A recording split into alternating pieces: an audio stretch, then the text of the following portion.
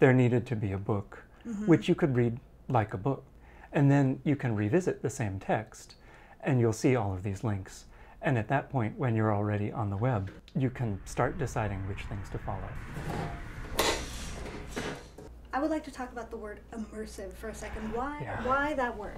The word hypertext has all of these associations. Confusing and frustrating experience, like a lot of 90s hypertext.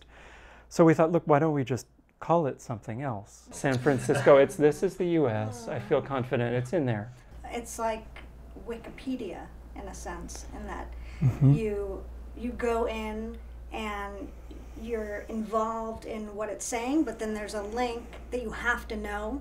Someone will encounter the text, they'll start reading, they'll be kind of drawn into the story, and then there will be a link, and they'll be curious about it. Right. The immersive text works like footnotes in the sense that it kind of branches off this central trunk, but the emphasis is completely different, right? It's not subordinate to the main story. It's actually kind of on the same level as the story that's told in the novel. And in fact, it continues that story, and in some ways it works as almost a sequel. The idea of the immersive text is to create a kind of a contained space where you can experience distraction.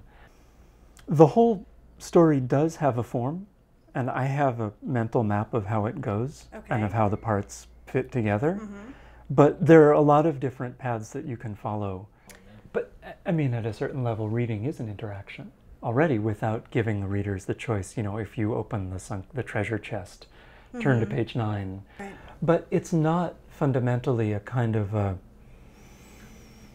a puzzle-solving work. So what happens if, Oh, please. If someone doesn't read the book at all, and they just read the immersive text? The text of the book will eventually all be online in the immersive text. It won't be in the same order.